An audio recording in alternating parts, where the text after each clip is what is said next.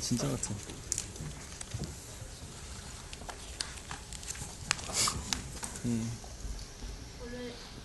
원래 이런 자리에 잘 안 오시는데 낯을 좀 가리셔가지고, 근데 오늘은 정말 특별하게 인디스페이스라고 해서 특별히 모셨어요. 리처드 파커 씨입니다.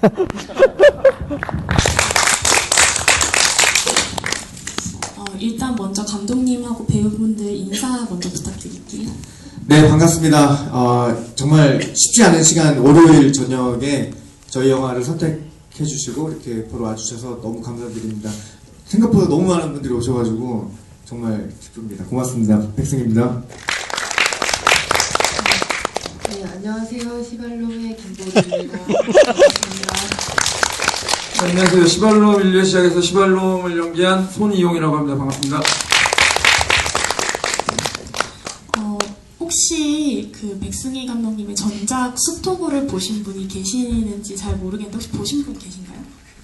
그러면 이 정도 되면 이제 백승희 감독님의 팬이라고 봐도 괜찮은 분들인데, 감독님 지금 두 번째 장편이 극장에서 개봉을 했어요. 네. 혹시 기분이 어떠세요? 기분이 너무너무 좋고요. 스토브 때랑은 또 다른 것 같아요. 두 번째 영화다 보니까. 그리고 또 스토브에 비해서 개인적으로 이 영화를 더 고생을 많이 해서 만들었어요. 근데 71분이란 짧은 러닝타임이지만 사실 이 영화가 스크린에 걸리기까지, 그리고 이렇게 관객분들을 만나기까지 한 4년이라는 시간이 걸렸기 때문에 너무 감회가 새롭고, 정말 요즘 소위 유행하는 1000만 관객 부럽지 않은 제 앞에 계신 여러분들을 이렇게 마주하고 있는 것만으로도 너무 기쁘고 감동이고 그렇습니다. 네, 아마 김보리 배우는 되게 새로운 얼굴이실 것 같아요, 관객분들께. 그래서 배우님 혹시 이번에 이제 극장에서 개봉하는 영화가 첫 영화라고 들었어요. 이전에 단편 영화나 실험 영화 같은 쪽에서 활동을 하셔가지고, 그래서 이 극장에 개봉하는 영화를 하신 소감이 궁금합니다. 극장에서 개봉을 할 거라고 처음부터 생각을 하고 했던 건 아니었는데, 개봉을 하니까 되게 신기하기도 하고 재밌고, 지금 어떻게 될지 좀 기대도 되기도 하고 한편으로 걱정도 되고 그렇습니다. 어떤 점이 걱정되시나요? 네. 영화관이 개봉관이 생각보다 별로 없어서 주변에서도 많이 보고 싶어 하시는데, 특히 지방에 계신 분들은 좀 볼 수가 없어서 좀 관객분들 오시기도 힘들고, 그리고 제가 원시인으로 나오기 때문에 이 이후에 영화를 더 찍을 수 있을까 걱정이 조금 됩니다. 손희영 배우님 같은 경우는 이제 이전에 백승희 감독님의 전작이었던 스토브에서 무려 슈퍼섹시 아바타 역에 이어서 이번 시발롬까지 지금 두 번째 극장 개봉이세요. 그래서 이번 작품의 소감은 좀 어떠세요? 네. 사실 스토브 개봉했을 때는 정말 얼떨떨했죠. 왜냐면 원래 연기 전공도 아니었고 영화라는 거랑은 전혀 관계없는 삶을 살다가 뜬금없게 갑자기 개봉까지 하게 될 거라고, 정신 차려보니까 레드카펫 위에 있고 그랬었는데, 시발롬 같은 경우는 그래도 두 번째 작품이기도 하고 또 작품도 좀 독특하잖아요. 그래서 아무리 연기하시는 분들이라고 하더라도 쉽게 선택할 수 없는 영화이기 때문에, 그래서 아무래도 지금 이번에 개봉한 건 첫 번째랑은 느낌이 좀 많이 다른 것 같기는 해요. 대신에 훨씬 더 기대되는 건 있고, 그리고 그때는 좀 얼떨떨했는데 지금은 더 즐길 수 있어서 더 재밌는 것 같아요. 전단을 한 번씩 다 보셨으면 아실 텐데, 이 영화의 장르가 무려 12개예요. 아마 영화를 보셔서 왜 12개라고 하는지는 알겠다 이렇게 생각하셨을 것 같은데, 제일 큰 홍보 문구가 초저예산 C급 블록버스터거든요. 상당히 창조경제 같은 단어예요. 되게 안 맞는 단어들이 이렇게 모여 있는데, 감독님 초저예산이라고 하면 그 예산이 어느 정도로 든 건가요? 총 예산이 1000만 원, 공식 예산이 1000만 원으로 되어 있고요. 그리고 이제 스토브 때도 사실은 처음 예산은 100만 원으로 시작을 했는데, 나중에 이제 비공식 예산들을 다 추산해서 한 500만 원 정도 저희가 잡고 있거든요. 그러니까 공식적으로 돈을 쾌척해 주신 것을 빼고 뭐 밥을 사주신다거나 술을 사주신다거나 하는 이제 그런 것들을 다 저희가 합산을 해서 한 500만 원 정도 들어갔다고 계산을 했는데, 이번 영화는 공식 예산은 한 1000만 원이고 뭐 그 외의 것들을 따지면 뭐 더 늘어날 수도 있겠지만, 근데 저희는 이제 1000만 원이란 돈이 나중에 알았어요. 영화를 만드는데 되게 적은 돈이라는 거를 뒤늦게 알고 되게 깜짝 놀랐는데, 요즘 만들어지는 많은 독립영화, 저예산 영화들도 최하억 단위라고 하더라고요. 그래서 저희는 처음에 이제 그 전에 너무 없이 찍다가 갑자기 1000만 원이 생겼다 보니까 그 돈이 너무 큰 돈이라서, 아니 이 돈이면 해외 로켓까지 가야 되는 거 아니냐. 그래서 이제 해외 로켓까지 갔다 왔는데, 네. 그래서 네, 저희 1000만 원 정도. 해외 로켓을 다녀오셨다고 하는데 혹시 영화 보시면서 어디가 해외인지 발견하신 분이 계신가요? 추측으로 어디 다녀오신 거예요? 저희가 1000만 원을 받고 해외 로케이션을 가야겠다고 마음 먹고 나서 제일 효율적인 데를 찾았었어요. 왜냐면 그래도 이왕이면 좀 적은 돈으로 큰 효과를 낼 수 있는 데가 어딜까. 처음에 뭐 그랜드 캐넌이나 아니면 뭐 나이아가라 폭포나 좀 이렇게 상징적인 데들을, 그래도 사람들이 딱 봤을 때 알아볼 수 있는 데들을 가자 이렇게 고르다가 다 너무 멀고 비싸고 그러더라고요. 근데 그 중에서 그나마 아시아권 중에서 가까우면서도 가장 사람들이 봤을 때 딱 알아볼 수 있는 게 히말라야 설산이겠구나 싶어가지고 히말라야를 갔어요. 네팔이 또, 왜 놀라시죠? 영화에서 못 보셨나요 혹시? 그래서 이제 네팔이 또 물가도 싸고 하니까 이제 네팔로 갔는데, 이 영화를 찍으면서 저희가 알게 된 사실이 국내뿐만 아니라 외국조차도 히말라야 굉장히 높이까지 올라가도 생각보다 그냥 순수한 자연의 풍경을 찾기가 정말 어렵더라고요. 대부분 이미 너무 많이 개발이 되어 있어서 하다못해 뭐 롯지라도 이렇게 있고, 뭐 전봇대, 요즘 뭐 히말라야 중턱에서도 다 와이파이가 터지니까요. 그래서 그러다 보니까 저희가 생각한 그런 풍광 찾기가 되게 어렸었어요. 그래가지고 정말 최선을 다해서 이제 찍은 장면들이고요. 몇몇 분들이 그 소스로 오해하시는데, 해 떠오르고 뭐 이렇게 눈이 막 산 위에서 이렇게 녹고 하는 그런 장면들이 나름 저희가 다 이제 직접 촬영을 한 장면들이고, 그리고 이제 두 번째로 이제 그게 너무 아쉬운 거예요. 왜냐면 네팔까지 갔는데 너무 몇 장면 못 건져온 것 같아가지고 중간에 경유지로 적강공을 이용하다 보니까 경유를 했는데, 경유지로 태국이 있었어요. 그래서 그럼 태국에서도 잠깐 내려서 촬영을 하자라고 해서 저희가 이제 태국 가이드분한테는 정말 많은 걸 안 바랄 테니까 그냥 딱 이국적인 풍경 느낌 나게 야자수하고 코코넛만 딱 나오게 해달라고 그랬어요. 그랬더니 그건 너무 쉽다는 거예요. 태국에서 그건 뭐 아무것도 아니라는 거예요. 그래서 그러면 이왕이면 사람도 없는 곳이면 더 좋겠다 라고 했더니 되게 쉬운 거라는 거예요. 그게 태국에서는. 그래가지고 알겠다고 해서 5시간 차를 타고 1시간 그 배를 타고 저희 6시간 이동해서 들어갔어요. 근데 가는 내내 태국 전체가 진짜 말 그대로 다 야자수고 다 코코넛이더라고요. 그래서 제가 가이드분한테 아니 굳이 멀리 갈 필요 없이 그냥 이런 데서 찍으면 되지 않냐 그랬더니 너무 좋은 데가 있으니까 같이 가자고 해가지고 6시간을 도착해서 갔는데 그 섬만 야자수랑 코코넛이 하나도 없었어요. 나중에 미안하다고 한마디 하더라고요. 그래가지고 그때 황당해가지고 그래서 찍은 장면이 그 중에 이제 이 원시인이 바닷가를 발견하고 거기서 막 물고기도 잡고 막 수영도 하는 장면이 나오는데, 많은 분들이 을왕리 해수욕장으로 오해하시는 장면이 사실 태국이었습니다. 그러면 설산에서 찍었다고 하시는데 영화에 보면은 이렇게 막 눈이 막 이렇게 있고 그 두 분 배우님께서 막 이렇게 뭔가 애틋한 감정이 나오는 그 장면은 히말라야가 아닌 건가요? 거긴 히말라야가 아니에요. 그러니까 거기는 설악산이에요. 2년 전에 설악산 폭설내려서 입산 금지됐을 때 저희가 이제 몰래 새벽에 들어가서 찍은 장면이고요. 그 영화 보시면 방금 전까지 설악산이었다가 고개 돌리면 히말라야고, 뭐 그러다가 다시 고개 돌리면 부분 저희 동네 공원에서도 찍었는데 그게 막 다 그 세 개가 하나로 아우르는 어떤 우리는 하나 그런 느낌. 그 엔딩 크레딧을 보면은 촬영 원숭이들 하고 있는데 등산객 아저씨 지나가다 깜짝 놀라고 이제 그런 게 동네 뉴스인 것 같아요. 네. 그 설산에서 찍을 때 손희용 배우님이 거의 헐벗고 계셔가지고 되게 고생하셨을 것 같은데 혹시 그때 뭔가 생겼던 에피소드 같은 게 있으세요? 그때 정말 폭설이어가지고 실제로 가니까 눈이 한 거의 종강이 정도까지 쌓여있더라고요. 그래서 이제 감독님은 엄청 좋아하셨는데 전 걱정을 많이 했죠. 거기서 이제 누워있는 장면을 찍을 때 이렇게 눈 감고 쓰러졌는데 그때 못 일어날 뻔했어요. 눈 못 뜰 뻔했죠 그때. 너무 생각보다 너무 차갑더라고요. 뭐 눈이 얼음이 차가워봤자 얼마나 차갑겠냐 생각했는데 너무 고통스러울 정도로 추워가지고 잠깐 누워있는 동안도 너무 힘들어서 하는데 안 찍는 거예요 자꾸. 감독님은 앞에서 패딩이랑 뭐 이런 거 다 입고 목폴러랑 뭐 이런 거랑 다 하고 저 누워서 빨리 좀 찍어달라 그러는데 잠깐만 그러면서 계속 카메라만 찍고 그러고 있었는데 그렇게 해서 이제 좀 시간 안 그래도 지체되고 있는 게 너무 힘들었는데 또 중간중간마다 거기가 분명히 그때 입상 금지됐었는데 그 와중에 저희만 들어간 게 아니라 또 말 안 듣고 오시는 분들이 계시더라고요 산에.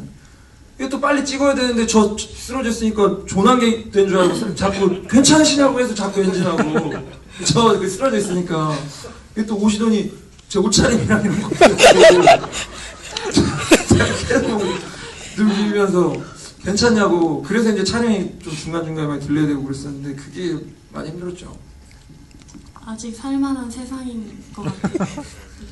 김보리 배우님 같은 경우는 이제 손희용 배우가 초반에는 진짜 약간 눈에 딱 보이진 않지만 이미 본 것 같은 기분이 들 정도로 전라로 막 뛰어다니시는데 사실 안 나와요. 근데 본 것 같잖아요, 기분이. 근데 약간 현장에서도 그렇게 다니셨나요? 어떠셨어요? 네. 뭔가 이렇게 애로사항이라든가 그런 게 있으셨나요? 전 처음에 그렇게 전라로 다니신다는 말을 전혀 못 들었었는데 촬영장에 가니까 갑자기 다 벗으시는 거예요. 그래서 그러고 나서 이미 마음의 상처를 받고 있는 상태였는데 그제서야 이런 씬이 있으니까 이해를 해달라 그러셔서 자꾸 이제 저는 이제 손용 배우님을 안 보려고 하는데 여기에서 막 저기까지 막 뛰어다니시고 좀 힘들었습니다. 약간 죄송합니다. 현장의 자유 영혼처럼 거리를 활보하셨던 것 같아요. 일단 제가 여쭤보는 것보다는 영화 보시고 직접 궁금하신 거 있으셨으면 이렇게 손을 들어주시면은 저희가 여쭤볼 거고 좀 소소하게나마 선물을 준비했어요. 이게 뭐냐면 BC 4만 년 전에 원숭이들이 너무 갖고 싶어했던 이템이에요. 바나나 케이스. 바나나는 없고 케이스만 있는 바나나 케이스입니다. 질문을 해주시는 분들한테 마이크 전달 드리고요. 이따가 끝나고 저한테 오시면 요거 하나씩 드리겠습니다.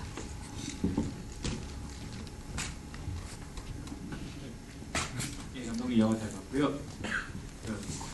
감사합니다. 그 영화 보는데 궁금했던 게 이게 히말라 아까 전에 뭐 네팔도 가고 그러셨다고 해가지고 설명해 주셔서 대강은 알겠는데 사실 보면서 그걸 물어보고 싶었거든요. 대체 네팔에서 촬영한 장면이 어딘가 해가지고. 네, 그래서 사실 진짜 설산 장면은 어제 그 소스 구해와서 합성하신 줄 알았어요. 네. 그리고 궁금한 게 전에 이거 찍으실 때 얘기가 두 분이서 같이 네팔 가서 찍고 와가지고 하는데 어떤 사람한테 보여주니까 너무 평가가 안 좋아가지고 막 좌절하시고 막 다시 해야겠다는데 그 후에 다시 촬영만 다시 촬영해가지고 재촬영해가지고 이렇게 만드신 건지 알고 싶은데요.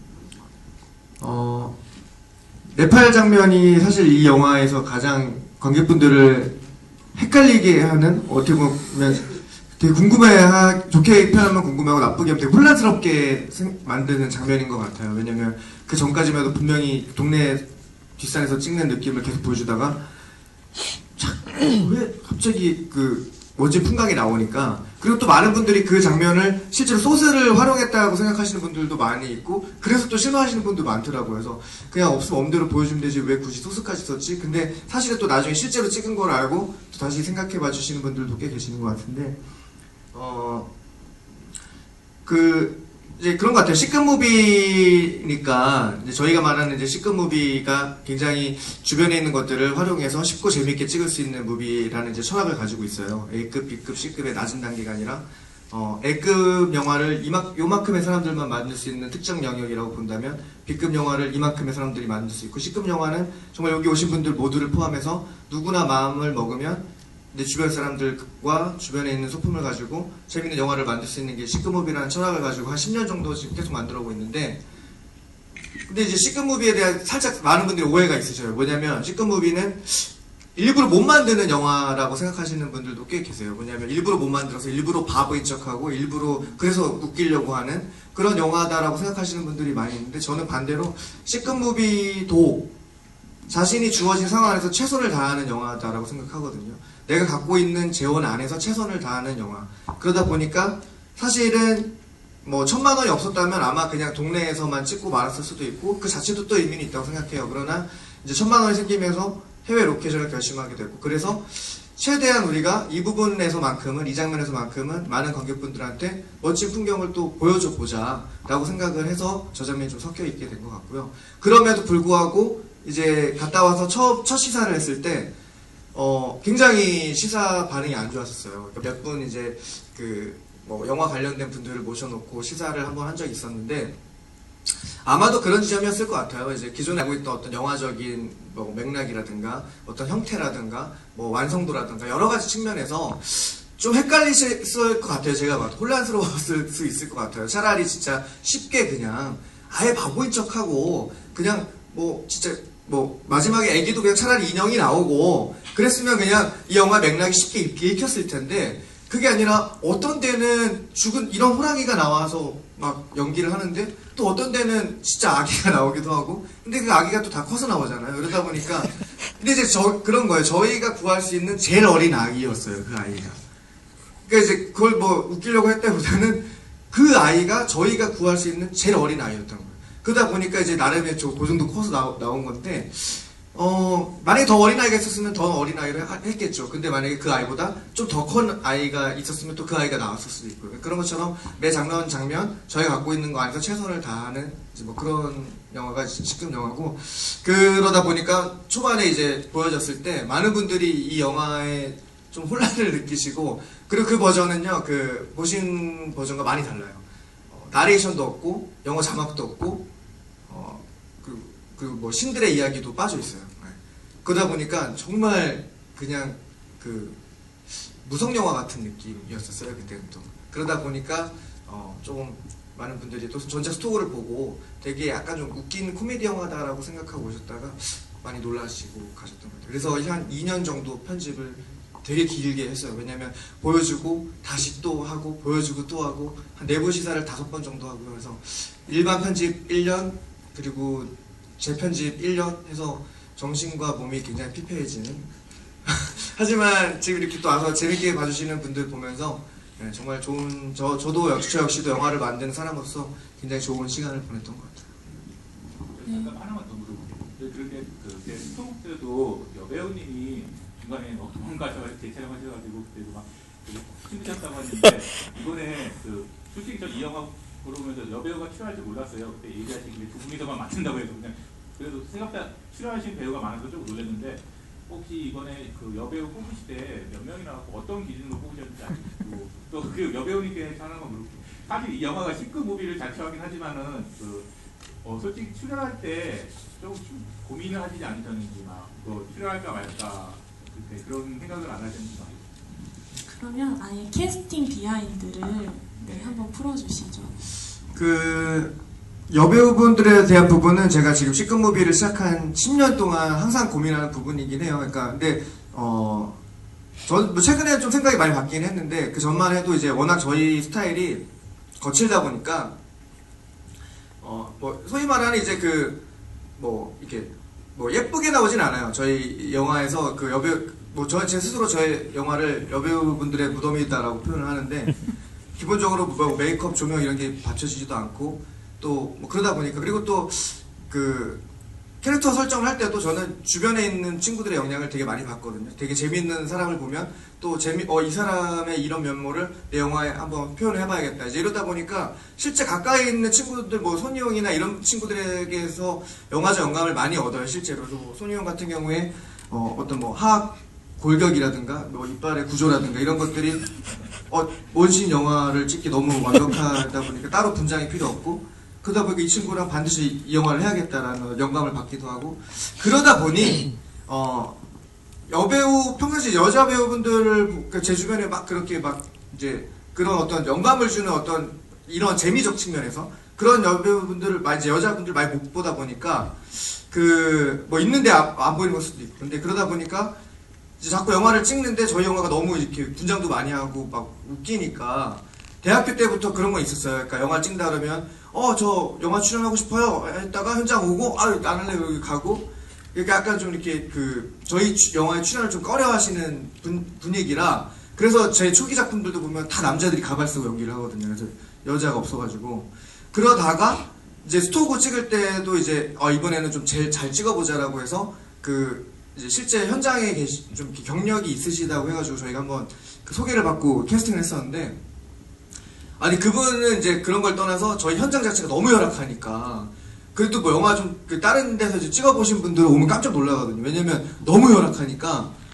한 반 정도 이상 찍고 도중에 이제 가버리셨어요. 그래가지고 저희가 또 그때도 이제 정신적 충격이 되게 컸죠. 왜냐면 반 이상을 찍고 가셨기 때문에 엄청난 멘붕에 빠졌어요. 왜냐면 이거를 다시 찍어야 되느냐, 영화를 엎어야 되느냐 막 되게 고민하다가 그 와중에 이제 새로 박진아 배우님을 새로 모시고 그분이 처음부터 다 다시 찍었어요. 그래가지고 그때 고생해준 스태프들 배우분들 너무 감사한 게 한 번 했던 거를 다시 다 했던 거거든요. 그래서 영화 자세히 보시면 눈이 있다가 갑자기 눈이 없어지고 막 그러기도 해요. 그래서 제가 나오는데 눈이 떠져 있고 갑자기 앞에 여자가 서 있는 부분 눈이 없고 막 그렇게 됐는데 이번에 김보리 배우님 같은 경우에는 약간 영감을 받아서 캐스팅한 경우예요. 그러니까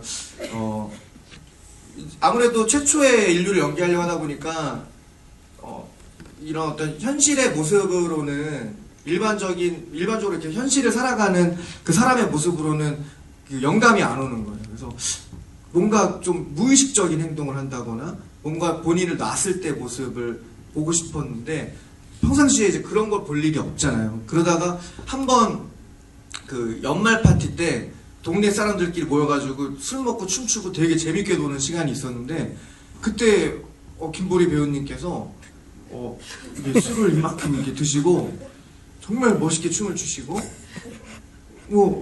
너무 멋있게 되게 빛이 났어요. 그리고 또 한바탕 춤을 추고 나서는 바로 또 화장실에 가서 다 토해내시고 문을 잠그고 안 나오시고 사람들 막 당황에 빠뜨리고 그래서 그런 상황을 보면서 이 사람이 이런 무의식의 세계가 있구나. 그래가지고 이제 바로 다음날 바로 이제 섭외 요청을 드렸죠. 네. 그렇게 됐습니다. 감독님께서 김보리 배우의 무의식의 세계를 넘보셨다고 하세요. 당시 상황이 어떠셨어요? 그때 무의식의 세계에 넘어가 계셨는지. 기억이 잘 안 나고요. 아니 원래 동네에서 알고는 지냈거든요. 감독님이랑은 얼굴만 아는 사이였는데 어느 날 이제 연말 파티가 끝나고 나서 연락이 온 거예요. 보리 씨를 꼭 만났으면 좋겠다. 그래서 정말 그때 그렇게 대화를 오래 한 건 처음이었던 것 같아요. 만나서 저에게 저희가 정말 위대한 영화를 찍을 건데 지구의 역사, 인류의 역사가 어쩌고 하시면서 원시인이 나오는 영화를 찍는다고. 하지만 보리 씨가 원시인으로 나오는 건 아니고 인류 최초의 여성으로 사람으로 나오는 거라서 아주 좋게 나올 거다 하면서 말씀을 하셨지만 시나리오도 없고 제가 감독님 영화를 안 봤던 상태였기 때문에 정말 고민을 많이 했죠. 왜냐면 이게 쉬운 결정을 할 수 있는 역할이 아니잖아요, 일단. 그래서 되게 고민을 하다가 처음에는 이거 좀 아닌 것 같다라고 말씀을 드렸는데 나중에 스토브를 한번 보러 오라고 하시길래 상영관에 가서 봤어요. 근데 이제 영화 찍는 스타일이 되게 재밌어 보였어요. 그러니까 주변에 분들도 되게 많이 나오시고 좀 즉흥적으로 촬영을 하시는 것 같았고 그때 GV도 같이 있었는데 영화에 대한 생각이라던가 앞으로 어떤 식으로 영화를 만들어갈지 그리고 더 재밌게 하기 위해서 어떤 고민을 하시는지를 듣고 나서 이거는 좀 뭐 영화의 질이나 뭐 제가 어떤 식으로 나오냐 그거의 문제보다는 일단 하면 재미는 있겠구나 라는 생각이 들었고 아직 저는 독립영화 쪽에서 이런 원시인 영화를 찍은 걸 아직 본 적이 없고요. 여기에 여배우가 출연을 했다는 것도 아직 못 본 것 같아요. 저는 한국 내에서는요. 그래서 한번 도전해보면 어떨까 해서 결정을 하게 됐습니다. 감독님께 원신에 대한 영감을 주셨던 페르소나 손희용 배우님께서는 어떻게 이 영화에 캐스팅이 또 되셨고 뭐 이제 결정을 하셨는지. 캐스팅은 그냥 순전히 학연지연이고요. 제가 원래 감독님 고등학교 후배기도 하고, 감독님 고등학교 후배고, 그리고 또 원래 계속 알고 지냈던 사이기도 해요. 그래서 스토브 작업했던 것도 있고, 그래서 이미 스토브 작업할 때 이미 말씀하셨었어요. 그러니까 이런 영화를 꼭 찍어보고 싶고, 원래는 나는 스토브보다는 이 영화를 가장 먼저 찍고 싶었던 영화다. 그래서 꼭 찍고 싶은 생각이 있어서 스토브가 이제 개봉이 되면서 이 영화를 무조건 촬영을 하겠다라고 말씀을 하셨었는데, 그때부터 아까 말씀하셨던 것처럼 그렇게 말씀하셨어요. 그냥 너다 원신. 너야. 그냥 너 분장 안 해도 되잖아. 그냥 너 가발 쓰고 나오면 될 거야 라고 말씀하셔서 그래서 촬영을 하게 됐죠. 네. 내정이 되어 있었던 거네요. 처음부터. 그렇죠. 네, 뭐 너무 확실하게 내정이 되어 있었죠. 아마 두 분 다 감독님이 C급 무비를 제작하는 방식은 내가 가지고 있는 주변의 것, 내가 할 수 있는 가능한 최선의 것들을 선택하는 거라고 하셨는데 아마 두 분 다 감독님이 보시기에 이 영화의 이 역할에 딱 맞는 최선의 배우들이었기 때문에, 그러니까 최고의 배우들이었기 때문에 같이 했던 것 같아요. 그 영화 보시면 아시겠지만 상당히 진지하게 열연을 펼치고 계시거든요. 막 똥을 먹고 그런 것까지도 되게 열심히 하고 계세요. 그 아까 또 다른 질문이 있으셨던 분들이 계셨는데 네, 이쪽 앞에. 네, 영화 잘 봤습니다. 네, 감사합니다. 제가 사실 C급 무비라는 걸 처음 접해봤는데요. 축하드립니다. 이게 하나의 C급 무비 자체가 장르인가요? 아니면 제가 이걸 코믹 영화인가? 그 장르가 뭐지? 무슨 메시지가 있나? 뭐가 궁금했는데 뭐 메시지가 있나요? 뭐 아직까지 장르로 인지되기는 좀 어려운 상황일 것 같아요. 왜냐면 뭐 이제 C급 무비다라고 말하고 있는 것도 사실 뭐 저희밖에 없고 또 이제 2작품 나온 거기 때문에, 근데 좀 꾸준히 해서 장르가 됐으면 좋겠어요. 왜냐면 C급 무비다라는 게 어떻게 보면 형식적 장르인데, 제가 10년 전에 딱 대학생 때 영화를 너무 만들어 보고 싶은 거예요. 어렸을 때부터 영화가 꿈이었고, 근데 이제 다른 전공을 해서 대학생이 돼서 공부를 열심히 하고 있었는데 군대 갔다 오고 나니까 너무 하고 싶더라고요. 그러니까 너무 안 하면 후회할 것 같고, 그래가지고 어떻게든지 한번 일단 시도를 해봐야겠다. 그래서 영화 감독이 될 수 있는 많은 방법들을 모색해 봤었어요. 그랬더니 몇 가지 추려지더라고요. 전과를 해서 뭐 학교를 옮긴다거나, 아니면 다시 입시를 해서 연극영화과를 간다거나, 아니면 영화 현장에 가가지고 뭐 이런저런 경험을 하면서 이렇게 올라간다거나.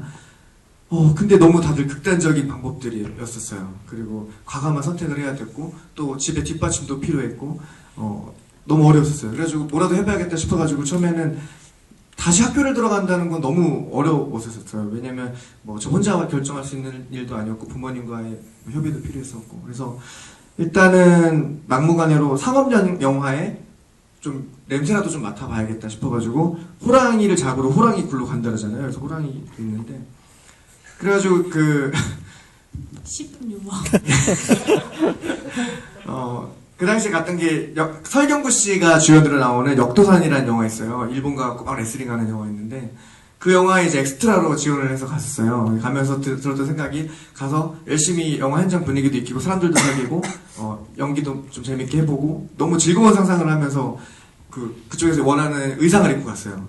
정장을 입고 오라고 하더라고요. 그래서 얼마나 좋은 역할을 주려고 정장을 입고 오라 그러지? 그리고 이제 딱 갔는데 저랑 똑같이 정장을 입고 있는 사람이 한 300명 정도 있는 거예요. 봤더니 관중 역할이었어요. 제가 프로레슬링을 하는데 관중이었어요. 관중. 그럼에도 불구하고 열심히 해야지 하고서는 되게 열심히 연기를 막 했어요. 근데 이제 감독님은 눈에 보이지도 않고 뭐 어디 뭐 신의 영역이더라고요. 좀 어디서 마이크 소리만, 무전기 소리만 들리고 되게 현장도 살벌하고 생각보다. 그럼에도 불구하고 열심히 연기하고 나중에 영화가 나왔다 그래가지고 이제 극장에서 저의 모습을 찾으려고 갔죠. 스크린에 비춘 내 모습을 찾아보자 하고 딱 갔는데 그때 정말 충격을 받았어요. 진짜 열심히 찾아보려고 했는데 제가 화소예요, 화소. 1화소. 그래서 제가 야, 저 1화소가 되기 위해서 그때 이제 HD 교육, 2K 교육이었으니까 야, 저 점 하나가 되기 위해서 내가 저기 가서 그렇게 열심히 했구나. 한편으로는 뭐 보람 있는 일이고 의미 있는 일이긴 하지만 제가 생각한 거랑 너무 달랐기 때문에 너무 힘이 들었었어요. 왜냐면 영화라는 건 아무나 할 수 없는 꿈이구나. 되게 어려운 거구나. 그 어떤 되게 이제 어려워하다가 갑자기 이제 들었던 생각이 그러면 그냥 차라리 내가 직접 찍고 내가 하고 싶은 연기 맘대로 하자 해가지고 캠코더 딱 조그만 거 6mm 캠코더 한 대랑 컴퓨터 한 대 딱 2개 놓고 친구들 3명이서 영화사를 차렸어요. 마치 애플처럼.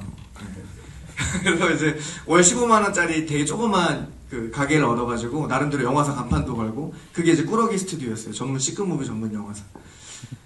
그 당시에는 이제 필름에서 디지털로 넘어가는 시절이었고 그러다 보니까 많은 이제 디지털 영화들이 나오던 시기랑 맞물리기도 해요. 그리고 또 그걸 온라인에 올려서 상영할 수 있는 어떻게 보면 이제 유튜브도 등장했었고 UCC라는 게 막 이제 모든 시절이 맞물리던 딱 그 타이밍이었었어요. 그래가지고 저희끼리 일부러 막 거대한 영화들을 패러디하면서 나름의 정의를 내린 게 시크무비였는데 잘 생각해보면 C가 되게 많은 거예요. 캠코더로 찍어서 컴퓨터로 편집을 하고 사이버상에서 커뮤니케이션을 하는 크리에이티브하고 코믹한 시네마. 그래서 이제 와우, 다 C가 들어간다. C 무비다 어떻게 보면은. 근데 이제 또 이 모든 게 하루 만에 다 진행이 되거든요. 그렇게 영화 한 편 만드는 게 어렵다고 알고 있었는데 영화가 너무 쉬운 거예요. 마치 미대를 가고 싶어 했던 한 청년이 그냥 볼펜으로 끄적거리는 드로잉의 어떤 새 발견을 한 것처럼 하루 만에 내가 오늘 이걸 찍어볼까 하면 촬영, 편집해서 올리고 관객들의 피드백까지 받아내는데 모든 게 다 하루 만에 진행됐어요. 그래서 영화만큼 쉬운 게 없다. 완전 급 무비다. 되게 빨리 진행된다 그래가지고 C급 무비라고 그래서 저희가 10년 전에 동국대학교 신문사에서 인터뷰를 한 기사가 있었어요. 그래가지고 저희가 지금 코팅도 해놨는데 우리가 얘기해놓고도 너무 잘 지어놨다. C급 무비. 그래서 C급 무비를 되게 지금까지도 이제 포기하지 말고 계속 사람들이 너도 나도 C급 무비로 남아 영화는 너무 당연하게 누군가 만들어주면 우린 극장 가서 돈 내고 보는 건데 그게 아니라 나도 그냥 내 친구들하고 아니 우리 식구들끼리 뭐 우리 아버지가 환갑잔치를 하는데 우리 아버지 일생을 뭐 식구들끼리 한번 영화로 만들어 상영할 수도 있고 이렇게 그냥 쉽게 할 수 있었으면 좋겠다라고 해서 계속 지금까지 만들어 왔던 것 같아요. 그래서 근데 그런 영화 중에 처음으로 극장 개봉까지 한 어떤 그런 영화들이 대부분 없었는데 나름의 극장 개봉까지 함으로써 이게 하나의 장르가 될 수 있겠구나라고 지평을 열어준 게 스토그였던 것 같고요. 그리고 한 편으로 끝나서 그대로 사장될 수도 있었는데 또 2편째 나와서 지금 뭐 이렇게 여러분들을 만나 뵙고 있습니다. 근데 이건 저희들만의 영역이 아니고요. 여러분들이 함께 공유할 수 있는 여러분들의 영역이기 때문에 이 영화를 보시고 나도 영화를 만들어 볼 수 있겠는데 라고 생각하시면 너무 좋을 것 같아요. 저희가 가장 많이 받는 댓글이에요. 영화 나도 만들겠다. 뭐 이런 댓글을 진짜 많이 봤는데 저희 그런 댓글 굉장히 환영합니다. 대부분 그런 댓글을 써주시는 분들이 또 평점도 10점을 주시더라고요. 상당히 이렇게 해자롭게. 1점 아닌 10점이에요. 저희 영화는 중간이었고 다 1점 아니면 10점인데 다 사랑으로 받아들이고 있습니다. 사실 이렇게 얘기를 들어보니까 좀 놀라운 게 그 감독님 별명 아세요? 그 부천의 총아, 자비의 논란이라고 부르는.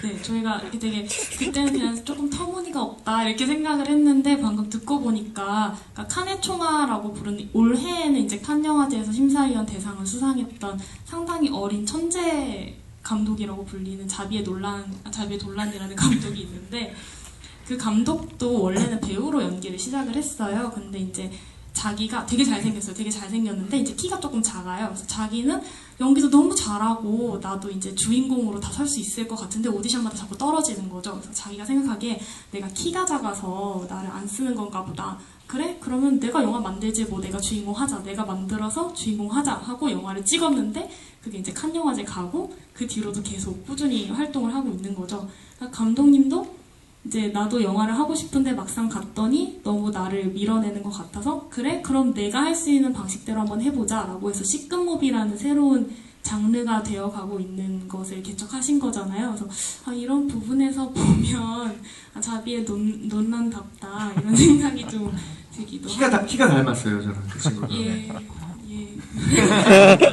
그리고 두 번째 질문이 있으셨어요. 이 영화를 통해서 좀 보여주고자 아니면 전달하고자 하는 메시지가 무엇인지.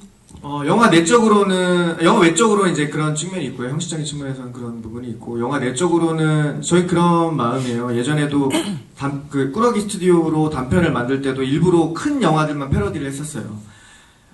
소위 말하는 이제 저예산 영화들은 주변에서 일어나는 이야기들이나 아니면 그냥 어떤 좀 작은 이야기들을 표현할 거다라는 인식이 있는 것 같아서 오히려 그런 영화들이야말로 자본으로부터 자유롭기 때문에 훨씬 더 자유롭게 상상하고 무엇이든지 무모하게 도전할 수 있어야 된다고 생각을 해서 일부러 저희는 더 큰 얘기들만 했었거든요. 예를 들면 영화 가이손, 제가 정말 좋아하는 팀버튼 감독의 가이손을 우리도 만들어 보고 싶어서 망치손을 만들었고요. 그리고 다빈치 코드라는 영화가 나왔을 때는 우리도 뭔가 이런 거대한 좀 이야기를 해야 된다 해서 달마도 코드를 만들었어요. 저희 인근에 절이 있어가지고 거기서 만들었고, 그리고 은하철도 999라는 애니메이션을 너무 다들 좋아해서 이걸 한번 실사판으로 우리가 만들어보자 해가지고 은하전철 999를 만들었어요. 그리고 영화 300이 나왔을 때는 고민을 많이 했어요. 300명이 있어야 되는데 300명이 없어서 그냥 3. 그런 식으로 일부러 우리 또 저런 거 찍을 수 있다를 많이 했었어요. 가장 힘들었을 때가 아바타 나왔을 때였어요. 제임스 카메론 아바타 나왔을 때 이건 뭐 내용을 따라한다고 되는 게 아니라 3D를 구현해야 되니까. 왜냐면 너희들이 3D는 못할 걸 약간 이런 패배의식이 저희가 이제 막 있어가지고 고민을 하다가 공부를 시작했어요. 그래서 우리가 간의 수공업으로 할 수 있는 3D가 뭐가 있을까 해서 그 당시 핸드폰을 2개를 이어붙이면 된다고 하더라고요. 원리가 눈 2개를 찍어야 된다고 하더라고요. 그래서 그렇게 촬영을 하고, 그래서 그 적청 안경이라고 그러죠. 어렸을 때 빨간색 파란색 비닐로 써서 그 안경을 쓰면 보이는 3D 아바타를 저희 나름대로 만들었습니다. 1분 이상 쓰면 눈이 아파가지고 어지러워서 1분 이상을 보지 못하는데, 네, 그렇게 이제 계속 만들었던 것 같아요. 근데 그러다 보니까 스토브를 찍을 때도 주변에 있는 것들을 최대한 활용해야 되다 보니까 주변에서 일어나는 현재 시점의 이야기를 만들었어야 되긴 했는데, 뭔가 조금 너무 리얼리즘 영화를 만들고 싶진 않았어요. 그렇기 때문에 그 당시 아바타에 되게 자극도 많이 받았었고, 그래서 아바타의 영감을 많이 받았어요. 그래서 아바타를 우리식으로 좀 재해석을 해보자. 그래서 만든 게 이제 스토브였었고, 히발롬 일류의 시작 같은 경우에는 두 번째 영화는 좀 정말 후회 없이, 왜냐면 두 번째 영화가 또 유작이 될 수도 있으니까 저희는 매해 유작이 된다는 마음으로 만들기 때문에 후회 없이 가장 큰 이야기를 해보자라고 생각했어요. 이번에 서울역이 부산행의 프리퀄이라고 소개를 하잖아요. 저희는 모든 영화의 프리퀄이에요. 인류가 등장하는, 인간이 등장하는 모든 영화의 프리퀄이기 때문에 보통 감독들이 자기 이야기를 영화로 많이 만듭니다. 근데 이제 저도 그래서 제 이야기를 스톡으로 만들어봤기 때문에 한번 인간의 이야기를, 인간의 원론적인 이야기를 한번 해보자라고 해서 이 영화를 만들게 됐습니다. 네. 시놉시스나 뭐 콘티가 따로 없는 현장이었다고 아까 말씀을 하셨는데, 네. 혹시 배우분들은 이 감독님, 그러니까 찍는 동안 감독님께서 이 영화를 만들면 대충 어떤 그림의 영화가 나오겠다라는 이미지가 머릿속에 좀 있으셨어요? 어떠셨어요? 이게 대충 어떤 내용의 영화겠구나라는 거를 이렇게 좀 예감을 하셨어요? 뭔가 그려지는 게 있었나요? 없었죠. 그런 거는 없었던 것 같고, 그냥 저도 이 히발롬 인류의 시작을 촬영할 때 이런 영화를 찍을 거야, 인류 최초의 인간의 이야기를 찍을 거야 라는 그 한마디만으로도 충분히 이 영화를 찍는데 원동력이 충분하다고 생각을 했어요. 원동력이 충분하다고 생각했고, 그리고 아마 김보리 배우님 같은 경우에는 조금 당황하셨을 수도 있겠지만, 저는 그래도 저번에 이제 전작 스토브를 함께 촬영을 해봤었기 때문에 그때도 이제 스토브 같은 경우도 대본이 없어요. 영화에 아예 처음부터 끝까지 대본이 없어요. 그래서 대본이 없어서 그냥 감독님 촬영하신 스타일은 시나리오를 공유하고 상황을 이해시키고 이런 감정이었지 않을까라는 부분을 같이 공유한 후에 액션, 그럼 그냥 바로 알아서 살아남아야 돼요. 카메라 안에서 살아남는 건 온전히 배우의 몫. 그래서 저는 오히려 그런 부분이 훨씬 더 저한테 매력적으로 다가왔었던 것 같아요. 다행히도 이번 영화는 대사가 없었기 때문에 뭐 대본이 필요 없었고, 그리고 뭐 외우거나 그럴 필요는 없었잖아요. 근데 또 없다 보니까 없는 대로 또 어려움이 있더라고요. 왜냐면 감정 표현하는 거나 그런 부분이 그렇게 쉽지는 않았던 것 같아요. 왜냐면 또 여기 나오는 시발롬이라는 캐릭터가 애매하잖아요. 인간도 아니고 원시인도 아니에요. 차라리 원시인이면 원시인 연기를 하면 되고 좀 인간이면 인간의 형태의 연기를 하면 될 텐데 감독님이 애초에 저하고 김보리 배우님한테도 디렉션을 주실 때도 그렇게 주셨어요. 인간이지만 인간이 아니고 원시인이지만 원시인이 아닌 연기를 해주면 된다. 무슨 말인지 모르겠더라고요. 그래서 그냥 모르겠는 상태로 연기했어요. 지금 저 존재의 상태라면 그냥 자기도 모르겠구나 뭔지. 그래서 그냥 모르겠는 상태로 연기를 했는데 그런 부분들이 저는 충분히 매력적이라고 생각하고 있어요. 그리고 저는 기본적으로 감독님이 말씀 이렇게 하시지만 상당히 철두철미하게 모든 걸 다 계산하고 있다는 걸 그래도 옆에서 지켜보면서 알고 있기 때문에 다 뭐 시나리오 없다 뭐 했다 그래서 즉흥적인 상상력만으로 너가 얼마나 갈 수 있겠냐 주변에서 그런 말씀 하시는데 그거는 백승기 감독님과 이제 가까이 지내지 못해서 이제 하시는 말씀인 거고 상당히 치밀한 사람이에요. 제가 알기로는 그렇습니다. 다 계산하고 있고 가끔은 같이 얘기하다 보면 어떻게 저런 지점까지 캐치를 하고 있지라고 생각하고 있을 정도로 그래서 그때 처음 알았어요. 그러니까 그때 처음 느꼈던 것 같아요. 모든 일은 다 마음먹으면 할 수 있다고 했지만 감독이라는 건 감독 약간 어떤 영역이 있어서 할 수 있는 사람이 있는가 보다 깜냥이 있는가 보다 라는 생각을 들게 해줬던 첫 번째 사람이에요. 저한테는. 뭐죠? 지금 무슨 얘기를 하려고 갑자기 예찬을 하고 끝낸 아마 다음 작품의 주연 자리를 또 노리고 계신 게 아닌가 하는. 잘 부탁드립니다. 김보리 배우님 같은 경우도 이게 대사도 없고 대본도 없어서 아마 다른 현장이랑 좀 달랐어요. 죄송한데 저 화장실 좀 갔다 죄송합니다. 잠깐 보내드리도 괜찮으시겠죠? 네, 잠깐. 지금 안 가면 여기 또 네, 지금 4D 영화가 될 수 있어요. 빨리 다녀오시는 게 좋을 것 같아요. 죄송합니다. 제가 무리하게. 순산을 기원합니다. 그러면 이제 김보리 배우님은 어떠셨어요? 현장이? 네, 저도 사실은 뭐 대본이 정확히 나와 있는 그런 영화를 많이 찍은 건 아니었거든요. 뭐 실험 영화나 혹은 뭐 작가분들 작업 영상이라던가 퍼포먼스 같은 걸 좀 많이 있어서 즉흥 연기를 조금 더 많이 한 편이거든요. 일반 극영화보다는요. 그래서 같이 하면 나름의 순발력으로 잘 따라갈 수 있겠지라고 생각을 하고 갔지만 일단 시나리오가 대략적으로밖에 없는 거예요. 이제 휘발롬이 나와서 어떻게 이렇게 해서 그냥 그래서 인류는 이렇게 되었다. 약간 이런 식이라서 정확한 상황이 없는 거죠. 그래서 다음 씬은 어떤 건가요? 여쭤봐도 안 알려주는 거예요. 그래서 바로 액션 하기 전에 이제 이렇게 하면 돼요. 하고 바로 액션 하면 그때부터 연기를 시작해야 돼서 그러니까 재미는 있었는데 좀 당황스러웠죠. 이걸 어느 정도까지 해야 되지? 손희용 배우님처럼 과하게 해야 되는 건가? 아니면 뭐 그냥 사람처럼 있으면 되나? 좀 더 소리를 내야 되나? 아니면 입을 좀 열고 있을까? 닫고 있을까? 그런 지점에서는 좀 힘든 부분도 있었어요. 네. 왜 그렇게 디렉팅을 하신 거예요? 계산된 거죠. 저는 그런 것 같아요. 그러니까 그 배우들의 평상시 모습을 좀 되게 많이 보고 그리고 그들의 장점을 좀 영화에 살리고 싶어하는 편인 것 같아요. 그래서 손희용이 어떤 표현력이 있는지를 평상시 저건 사실 영화에서만 나오는 표현력들이 아니거든요. 평상시에도 자주 하는 표정들, 자주 하는 액션들인데 저런 것들을 보면 이런 모습을 가지고 원신 영화를 찍으면 되겠구나라고 이제 생각을 했었고 근데 그런 걸 또 억지로 하면 이상하잖아요. 그러니까 멍석 깔아주면 사람이 좀 어색해진다고 최대한 이런 상황에서 네가 어떻게 할지 한번 해보자 하면 이제 배우들이 알아서 이제 그런 상황에 놓이면 행동을 하죠. 그래서 그런 평상시의 모습을 가급적이면 그래서 저희 영화는 이 배우가 평상시 이런 배우인데 이 영화에서는 이렇게 많이 연기 변신을 했어 뭐 이런 연기보다는 그 사람의 원래 평상시의 모습을 좀 최대한 많이 살리려고 하는 그런 편입니다. 근데 그걸 일부러 너무 자세하게 디렉팅을 하면 조금 어색해지는 부분도 좀 있는 것 같아요. 혹시 또 질문이 있으신가요? 네. 혹시 편집을 오래 하셨던 것 같은데 편집된 장면 혹시 지금 생각하시고 계신 소재나 다음 그 편집된 장면들은 사실 원숭이들에 대한 이야기가 훨씬 많았어요.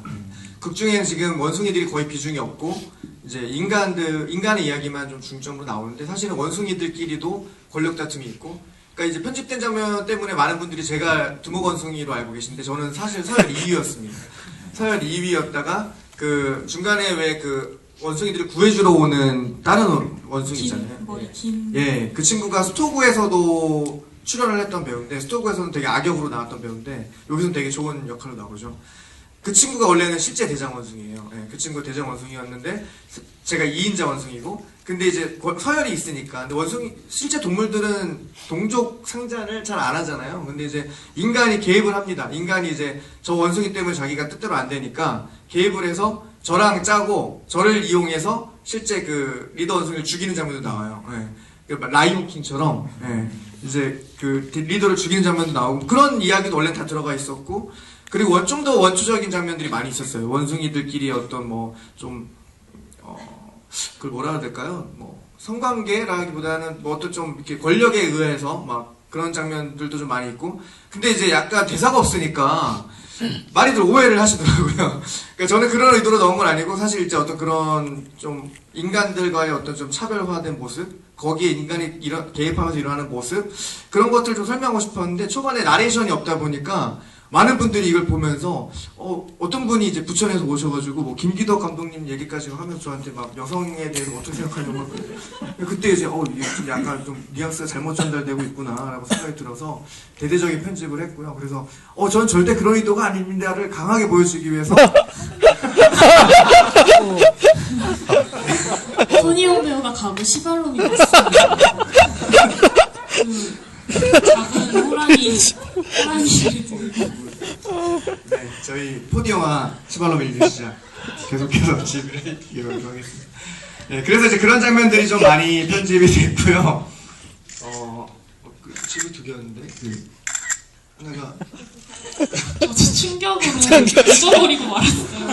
다음 차기작. 장, 차기장, 차기장에 대한 부분은 아까도 말씀드렸다시피 조금 이제 스케일을 자꾸 큰 영화를 하고 싶어 하는 것 같아요. 제가 뭐 C급 영화지만, 그래서 그 우리 몸 3부작이라고 해서요. 사실 이 우리 존재 3부작, 스토고가 현실을 배경으로 하는 우리 몸에 대한 고찰이에요. 나름대로 우리 몸은 육신이냐 정신이 우선이냐 뭐 그런 이야기를 했고, 차기작에서 과거 이야기 해가지고 우리의 근원을 이야기했기 때문에 세 번째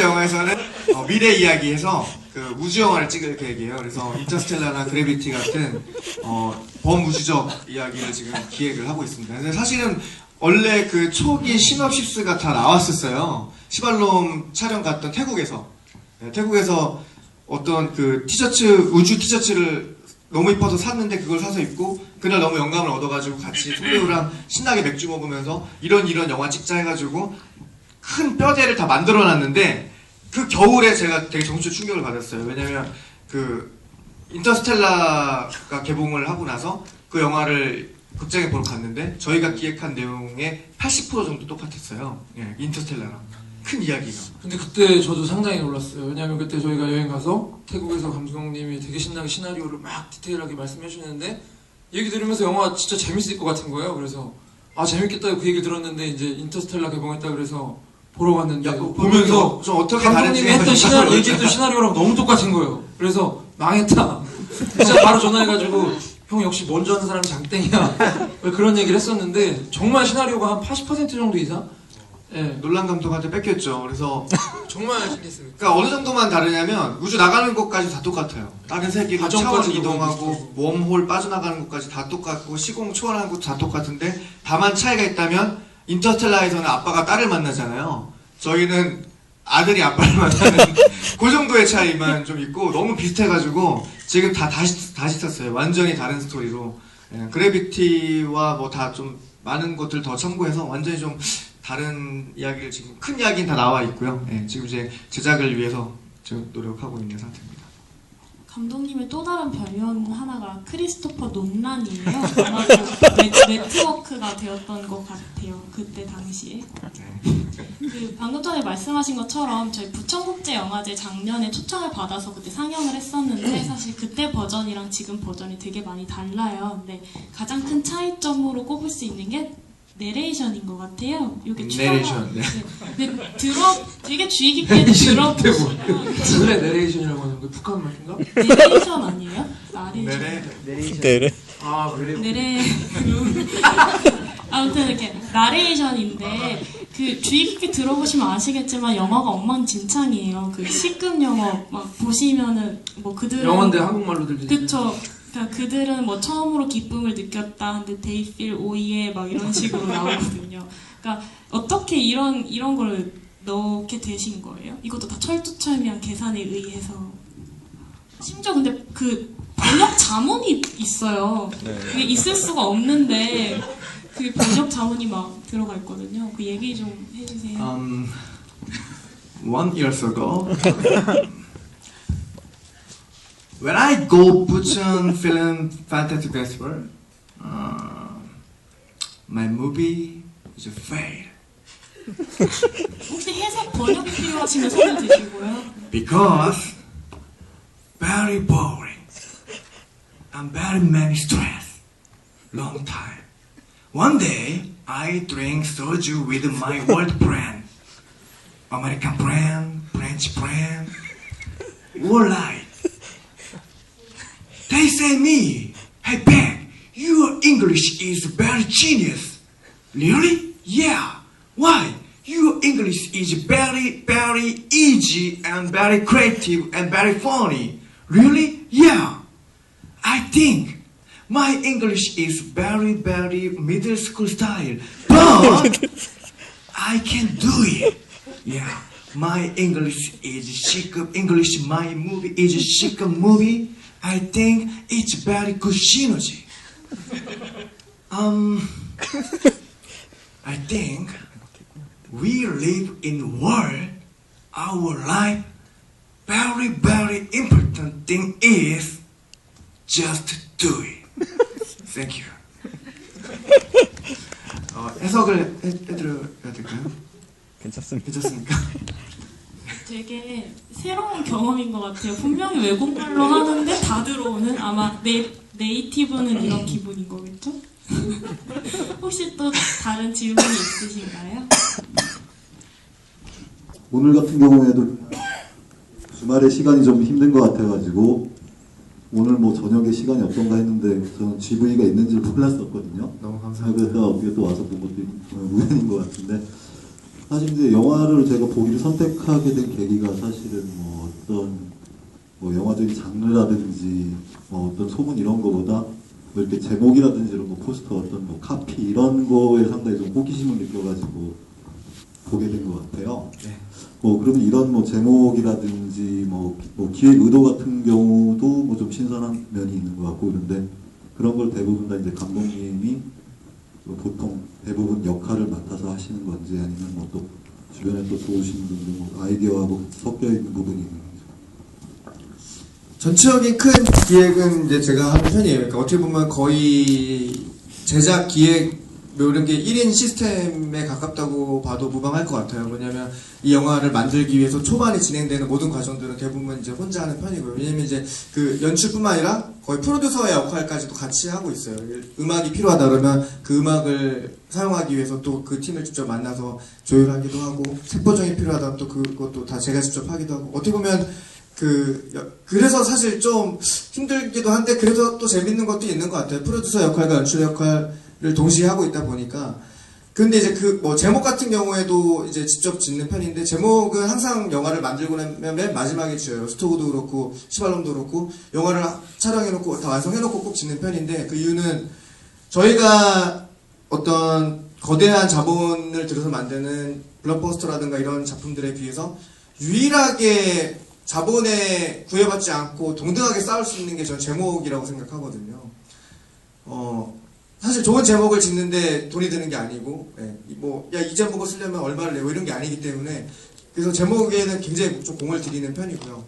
그리고 그 외에 이제 포스터라든가 뭐 여러 가지 것들이 되게 또 중요한데 그런 부분들은 또 제가 실제로 할 수 없는 영역들이 있잖아요. 그래서 그런 부분은 정말 너무 운이 좋게도 제 주변에 있는 정말 좋은 분들이 많이 또 있고 또 그런 분들한테 도움을 얻고자 많은 노력을 하고 있고요. 그래서 포스터도 스토고 때 포스터를 그려준 친구가 지금 작품에서도 중간중간에 나오는 6챕터의 타로 카드도 다 작업을 해줬고 그리고 뭐 영화, 음악, 색 보정 이런 것들이 다 정말 상업 영화 하시는 분들한테는 정말 죄송할 정도로 이분들이 저희들의 어떤 팀의 그냥 이제 매력을 느껴서 정말 그냥 작업해주신 부분들도 굉장히 많이 있고 그래서 또 마음의 빛도 많이 있고요.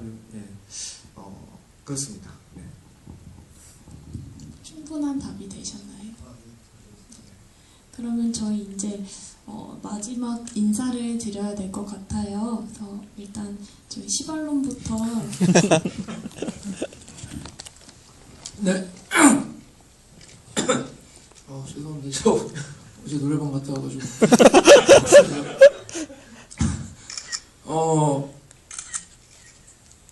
그 스토구부터 해서 이번에 시발롬이라는 영화까지 촬영을 하게 됐는데 아까 말씀드린 것처럼 저한테는 상당히 의미 있는 작업이었어요. 이 시발롬이라는 역할을 과연 우리나라에 있는 아니 우리나라가 아니더라도 어떤 배우라는 그런 소명을 받고 살아가는 사람들이 과연 쉽게 만날 수 있고 쉽게 선택할 수 있는 역할이느냐 그렇지 않을 거라고 생각을 했고 쉽지 않을 거라고 생각했고 그 부분에서 제가 도전했다는 것만으로도 상당히 가치 있다고 생각을 했었거든요. 그래서 덕분에 이렇게 개봉해서도 너무나도 의미 있는 일이라고 생각을 해서 상당히 기분이 좋고요. 그리고 오늘 와주신 분들 이렇게 직접 만날 수 있어서 더 좋은 것 같고요. 그래서 사실 좀 바람이 있다면 저희 같은 영화가 지속적으로 계속 나올 수 있었으면 좋겠는 게 바람이에요. 너무나도 당연한 얘기고 너무나도 뻔한 이야기일 수는 있지만 요즘에 보면 사실 극장 정말 많고 보통 많은 분들이 정말 쉽게 많이 하는 문화생활 중에 하나가 사실 영화 보기잖아요.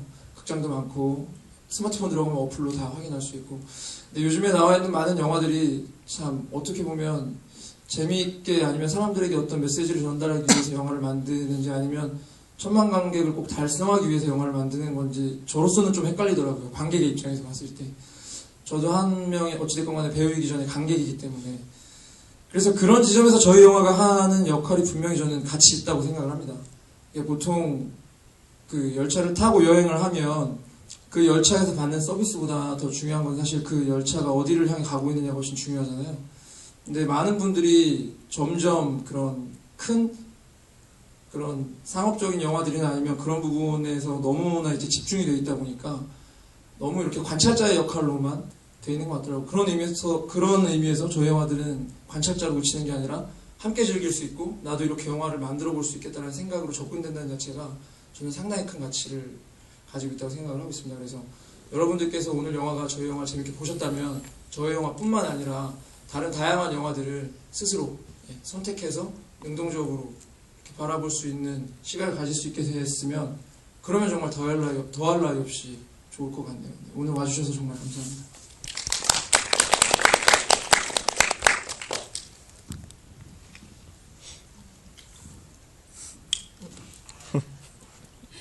네, 오늘 와주셔서 정말 감사합니다. 오늘 좋은 말씀을 많이 해주셔서 저는 영화 관련된 이야기나 그런 것보다는 저희가 이벤트 하고 있는데 시발롬 고라는 거 알고 계시나요? 시발롬의 사진을 찍어서 SNS에 태그하셔서 올리면 상품이 있거든요. 상품이 뭐가 있었죠? 네, 어마어마한 상품을 준비했습니다. 저희 증강현실 시발롬고 증말현실 포켓몬은 증강현실이고요. 저희 증말현실인데요. 포켓몬 좀 잡기 어렵잖아요. 막 속초도 가야 돼. 우리나라 잘 뜨지도 않고. 근데 저희 시발롬들은 저희가 일부러 잡히러 가요. 이렇게 앞으로. 좀 잡히러까지 왔는데 좀 잡아주시고요. 시발롬 잡으셔가지고 해시태그 시발롬고와 함께 올려주시면 뭐 인스타, 트위터, 페이스북 등에 해시태그와 함께 올려주시면 정말 귀한 선물 준비했습니다. 저희가 그 시발롬과의 짜장면 데이트 추첨을 통해서 이제 이루어집니다. 시발롬과의 짜장면 데이트 그리고 아까 말씀하셨던 정말 보기 힘든 작품이에요. 시발롬 인류의 시작에 감독판. 예. 그러니까 이 극장판 말고 감독판 있어요. 삭제되지 않은 버전. 예. 무성영화 버전. 예. 어디서도 볼 수 없습니다. 감독판을 제가 직접 제 컴퓨터에서 초레어로 구워드립니다. 프리미엄 DVD. 초레어 DVD를 증정하고요. 마지막으로 제 세 번째 영화에 강제 출연 기회를 드리고 있습니다. 네, 무조건 출연해야 됩니다. 뭐 본인이 너무 창피하면 그냥 우주의 먼지로만 출연하셔도 돼요. 원하시면 무조건 드립니다. 네, 강제 출연 기회를 드리고 있으니까요.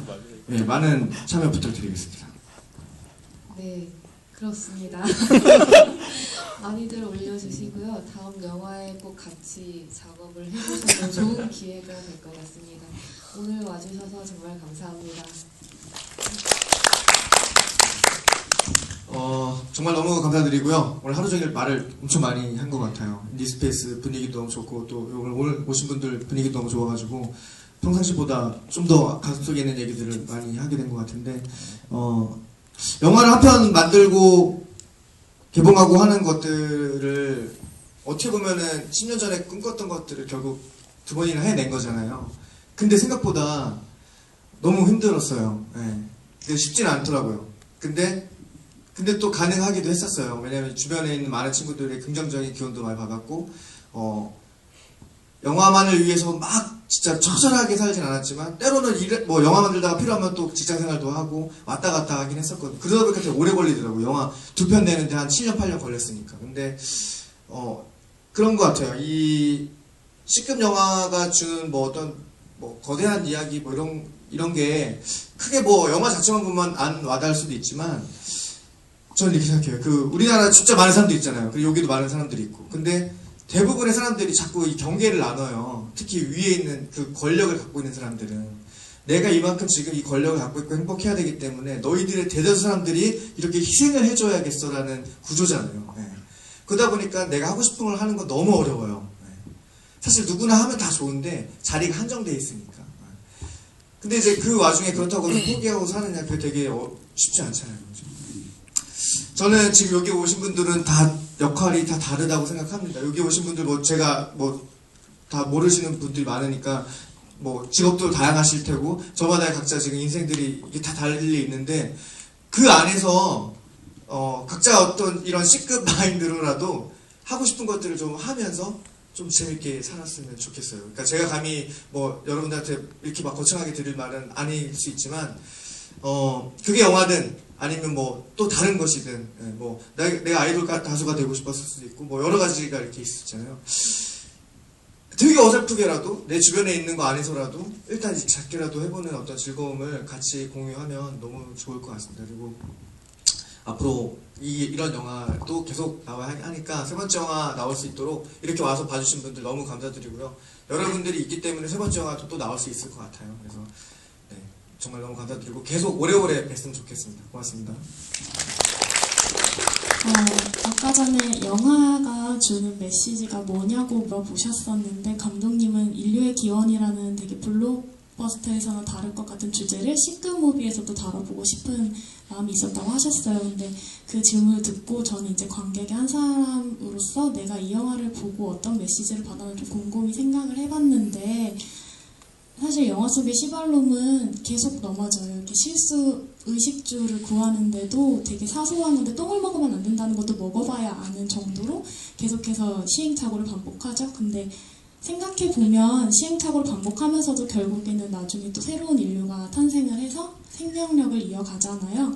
결국은 실수해도 괜찮다. 그러니까 어차피 인간은 시행착오를 겪으면서 또 살아가는 존재다라는 이야기를 해주고 있는 게 아닌가 하는 생각이 들었고 또 우리 뭐 시발롬도 그랬고 우리 아버지, 어머니, 뭐 할머니도 모두 실수를 하면서 살아가고 또 깨달음을 깨우쳤지만 사실 그런 걸 안다고 해서 우리가 실수를 하지 않는 건 아니잖아요. 왜냐면은 우리가 살고 있는 이 인생, 내 세상에서 나는 시발롬이잖아요. 그러니까 내 인생에서 나는 내가 첫 번째니까 그러니까 이 삶은 우리가 처음이니까 그래서 감독님이 방금 말씀하신 것처럼 지금 살고 있는 이 세계에서 내가 시발롬이듯이 내가 하고 싶은 일을 조금 더 용기를 갖고 한번 C급 무비 정신, 저스트 두잇 정신으로 해보면 어떨까 하는 생각이 들었습니다.